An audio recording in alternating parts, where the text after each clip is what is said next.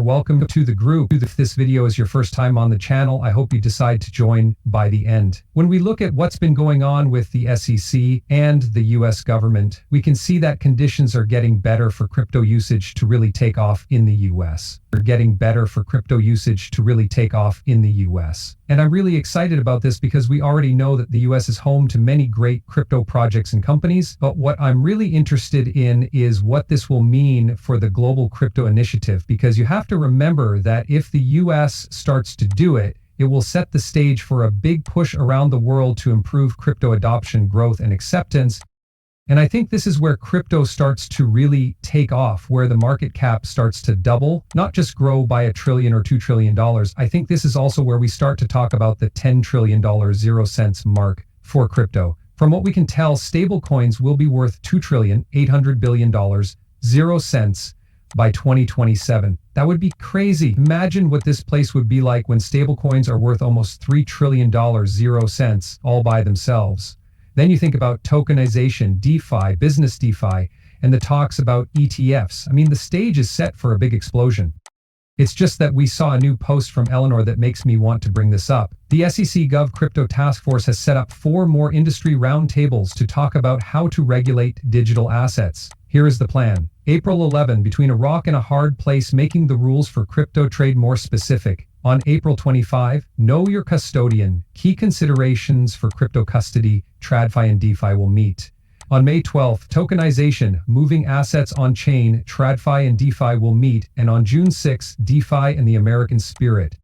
It's interesting that all of this comes from the SEC and can be seen on their website. If you go over to it, those are the full releases. And it's kind of crazy that these kinds of things are being talked about right now. If we told you a year ago that the SEC was going to have a crypto task force and talk about these things, you would have thought we were crazy. But this is proof that things have changed a lot for crypto in the US. On top of that, we got some big news at the Digital Chamber. Brian Steele announced at the Blockchain Summit that today the House will introduce the full text of the Stable Act, which is the lower chamber's version of a federal stablecoin bill. To say it again, stablecoins are going to grow a lot more, and it all starts with laws. While stablecoin laws are still being worked out, their value will go up and down a lot. There will likely be a big rise in both the volume and worth of stablecoins over the next couple of months, leading up to the stablecoin law being put into effect. After that, the value of stablecoins will likely double very quickly, no matter what we see on the screen. I believe that laws will be the main reason why stablecoins reach $2,800 billion 0 cents by 2027 or 2028. But we did see a big change from the Digital Chamber, which was French Hill, over here as well. He says that companies are afraid to talk about these new ideas in public because of regulatory worries. However, he is encouraged by the change in tone in Washington, D.C., and thinks that good policy work will help blockchain applications grow outside of the financial sector. Look it over. This isn't just about money. We are talking about money and what a tokenized dollar-backed stablecoin payment is. We are also talking about how blockchain can be used in banking and how it can be applied, because that's what we do. We tokenize real-world assets or use decentralized finance. That was my first comment. There's a whole world out there. That's the forest, not the trees in the forest. This is how blockchain operating systems are used to, as I said, lower the costs of agencies, make the system run more smoothly, make more paperwork, and be able to do work that can be programmed. Every day I see it. People don't talk about it because they're afraid of being sued by the federal government. Because of this, I'm so glad that the mood has changed in DC and that we can get our work done.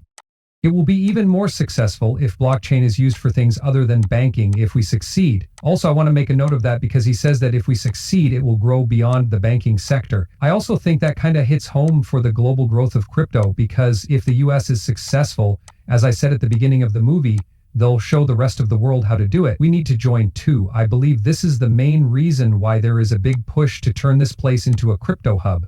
There was a big talk about that in 2022 and 2023. China, Hong Kong, the UAE, and the UK were all ready to become crypto hubs.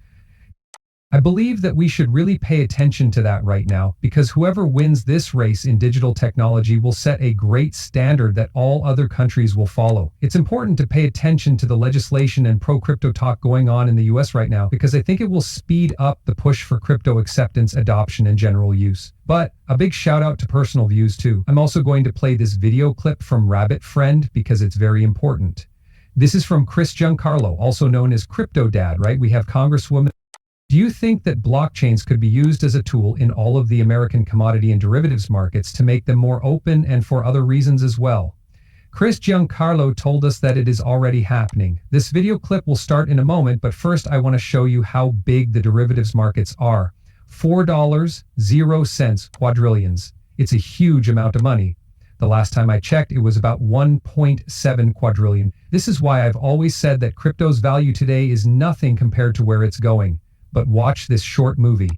We have also heard that the CFTC has been very important in controlling and improving the American commodity and derivatives market for the past 50 years. Farmers in my area and across the United States know that derivatives markets like crop futures are very important for protecting American agriculture from the unpredictable risks that come with the job. But for these markets to work, traders and farmers need to be more open and trusting with each other. This will help our farms make money and feed America.